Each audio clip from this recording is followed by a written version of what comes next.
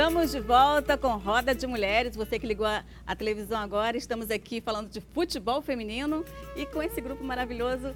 Eu queria que você falasse um pouco mais a respeito do grupo, como é que ele surgiu, qual a proposta dele. Bom, Roda das Minas é um projeto que a gente pensou em convidar mulheres. Então, a gente mantém a base, a gente não roda, por exemplo. Ficamos nós e nós recebemos essas mulheres, essas convidadas, que nem sempre a gente conhecia, a gente já conhecia o trabalho e tal. E a gente acabou criando uma história com mais ou menos 30 mulheres já passaram pela Roda das Minas. E isso foi importante, porque a gente acabou tanto conhecendo essas outras musicistas, que não apenas cantoras, mas que também tocavam. E essa coisa da gente estar sempre se fortalecendo entre nós, né? Questão assim de tudo que eu ouvi sobre o futebol, a gente pode trazer para a música, a gente pode trazer para outras coisas. Acho que todas as coisas, que a igualdade de gênero, na verdade, é desigualdade. E o que a gente quer é igualdade de gênero, a gente não quer guerra. Acaba que a luta é a mesma, quer igualdade. Né? A luta é a mesma. Independente, assim, de condições do local, iguais, ambientes que possam receber a gente sem preconceito, sem machismo, né? Que não diminuam a mulher, não diminuam o trabalho da mulher. Que a mulher no samba não só dança, ela toca, ela canta, né? A questão da igualdade e do respeito que a gente estava falando no bloco anterior, né? Que as meninas do futebol tanto pedem também, não é isso? Acho que a mulher, ela merece realmente que se tenha respeito. Claro. Aliás, o ser humano, acho que a base de tudo é o respeito. Acho que começa a partir do respeito. Na hora que você respeita o limite do outro, não tem briga, não tem confusão, não tem nada, não é isso? Bom, então as meninas aqui, a Roda das Minas, né, estão aqui fazendo essa nossa alegria, samba e futebol. É um casadinho ali, né? A gente vê, por exemplo, muitos vídeos das jogadoras que elas são do samba, né? Sempre tem uma tocando um instrumento, uma percussa, a outra cantando. Então é tipo como se o samba tivesse ali nas veias do futebol e de quem joga, consequentemente, né? E a gente vai falar agora de uma torcida do Vozão antifascista. A Ingrid é uma das integrantes dessa torcida. Ingrid, primeiro, qual que é a bandeira, né? A torcida antifascista, ela tem diversas bandeiras. Uma das pautas, inclusive, é sobre a mulher dentro dos estádios. Fala um pouquinho pra gente sobre essa torcida organizada. A torcida Vozão Antifascista surgiu no final de 2017 e a gente se considera uma torcida de esquerda, né? E tenta levar pautas mais progressistas para dentro do estádio. Sobretudo de respeito à participação da mulher, da população LGBT, do não racismo, do não preconceito, mas também a gente tenta levar para o estádio pautas externas ao futebol, né? Como eu mencionei antes, sobre a reforma da Previdência, sobre os cortes na educação, porque também são bandeiras de luta.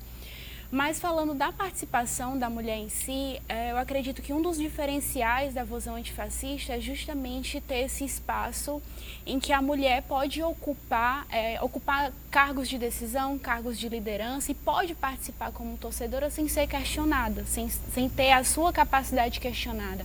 Eu acho que as pessoas estão colocando o preconceito de uma forma, normalizando demais a questão do preconceito, que você, quando reclama, acha que você está com mimimi, mas não é. Acho que você realmente, o preconceito é uma falta de respeito, aquela coisa que a gente estava falando, ao outro, né? Então, por que denegrir a imagem do outro? Qual a necessidade que se tem de fazer isso? E de levar em consideração que todos os espaços são espaços políticos e que a gente não pode desatrelar o futebol também dessas questões, né? A gente tem que encarar o estádio ou o espaço do futebol como um todo como um microcosmo da sociedade, né? E você, Karine, também é comentarista esportiva, né? Com companheiros de trabalho, eu sempre tive muita sorte. Nunca enfrentei nenhum tipo de preconceito com meus colegas. Sempre foram bem abertos a essa questão. Muitos já me conhecem há muito tempo, então não dentro especificamente do ambiente de trabalho com os colegas, nunca enfrentei nenhum tipo de preconceito, mas quando a gente está no estádio, na cabine, que tem um torcedor que percebe que você está comentando, que você está ali porque você está participando de uma transmissão, você percebe que os olhares são diferentes. É aquele olhar, de certa forma, de julgamento mesmo, de o que essa menina está fazendo aí. Então, está entrando entrando no nosso terreno. Pode até Exatamente. concordar com o que a pessoa está dizendo, né? Mas já é olhando com estranhamento mesmo. Não é nem... E até pra gente falar que não precisa ser só um julgamento, um xingamento direto. As pessoas não precisam olhar realmente para você e xingar, dizer você não tem que estar aqui. Mas a gente vê, com certeza, ela como torcedora, a Lana como jornalista, como assessora de acompanhar o time no dia a dia, são olhares que a gente sabe que são diferentes. São olhares que se fosse um comentarista homem, um torcedor homem, um assessor homem, não seriam olhares que seriam direcionados a esses profissionais. Mas voltando a falar da Copa, que eu acho que ela foi, na minha opinião, ela foi como um divisor de águas, sim, né? Sim. Então, como é que vocês enxergam o futebol feminino a partir de agora? Eu acho que uma das coisas que a Copa revelou é que existe mercado para o futebol feminino. O Brasil foi o segundo país que mais interagiu nas redes sociais falando da Copa do Mundo. Então, revela que, pelo menos o torcedor brasileiro está interessado em ver o futebol feminino. E aí cabe agora os clubes melhorarem as suas estruturas, né, para as suas jogadoras, captarem recursos, e também precisa ter um interesse por parte das empresas, sobretudo de materiais esportivos, de querer patrocinar os times femininos. Por exemplo, a Marta foi para a Copa sem receber um patrocínio, né? Ela acabou recorrendo ao que se chama de marketing de emboscada, né, para que recebesse de alguma forma algum recurso. E o que eu acredito que a gente também tem que começar a pensar é que, como torcedor, a gente não pode torcer para o time masculino, a gente torce para o clube. Então, se o Ceará está em campo, seja o time masculino, seja o time feminino, você torce. E aí a mesma lógica pode ser levada para a seleção brasileira, né? Quando a seleção feminina entra em campo, a gente tem que torcer para a seleção, para o Brasil. Mas é bonito ver as mulheres em campo, ver muita garra, muita... Um outro marco também que eu achei super importante foi o licenciamento da CBF, que determina que a partir desse ano todos os clubes tem que ter uma seleção feminina, né? Isso foi um marco extremamente importante, porque se é obrigatório, todo mundo vai ter que ter, e a partir disso lamentavelmente tem que obrigar para que isso aconteça, né? Já é uma mudança significativa. Eu acho que a Ingrid falou uma palavra que é muito importante, que é o mercado, né? A gente sabe que futebol, além de ser esporte, ele move dinheiro ali, né? Circula dinheiro, são várias empresas, né, ali que precisam desse dinheiro para circular, a gente não pode esquecer disso. Mas a partir do momento que você aumenta a visibilidade, você gera um interesse, e aí você chama empresas, né, para chegar mais junto. E também a questão tanto da CBF quanto da FIFA perceberem algumas coisas e já propor mudanças, né?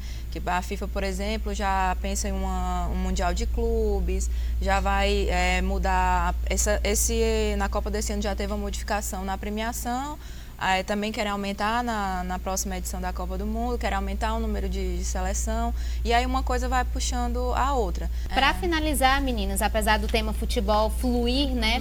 A Alana acabou de falar, se vocês duas tiverem alguma colocação também sobre a temática, o que vocês têm para finalizar a dizer sobre o nosso futebol aqui no estado? Eu vou pegar um ponto de cada um que eu queria destacar. O da Ingrid foi dela falar da questão da audiência, da questão do mercado interno aqui no Brasil. O jogo entre Brasil e França foi o jogo com mais audiência das Copas femininas, que foi o jogo onde o Brasil foi eliminado pela anfitriã, né, aquela equipe da França. Foi o jogo de maior audiência. Então, dá pra ver que se for disponibilizado, o pessoal assiste. Tem sim. público. Tem público. Com certeza. E a gente tem que realmente explorar essa questão, porque, como eu falei, não dá para achar que o futebol feminino só volta daqui a 4 anos na próxima Copa. Muito pelo contrário. E a Alana, ela citou essa questão do primeiro torneio de base que a CBF está desenvolvendo.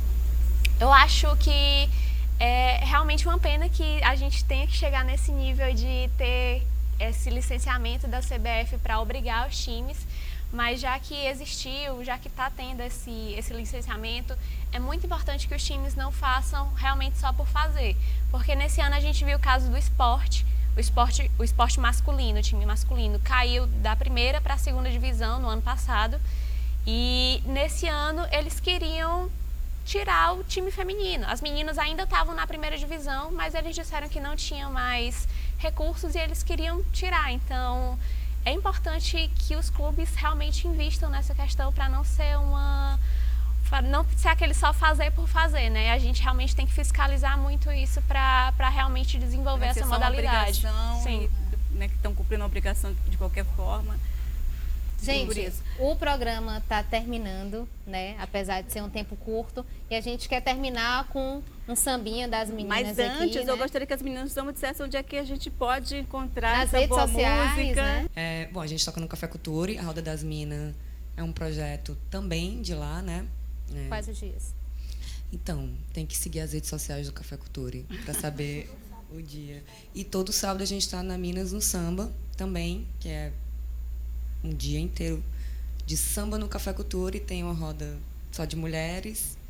E é isso. Maravilha. E também, né, empresário ou empresária que queira Alô? Passar o futebol feminino na TV, né, e contratar um samba, tamo aí. Para curtir tudo junto, né? Gente, foi uma delícia. Muito Obrigada. obrigada pela participação. Foi uma conversa muito gostosa, tá bom? E a gente volta na próxima semana.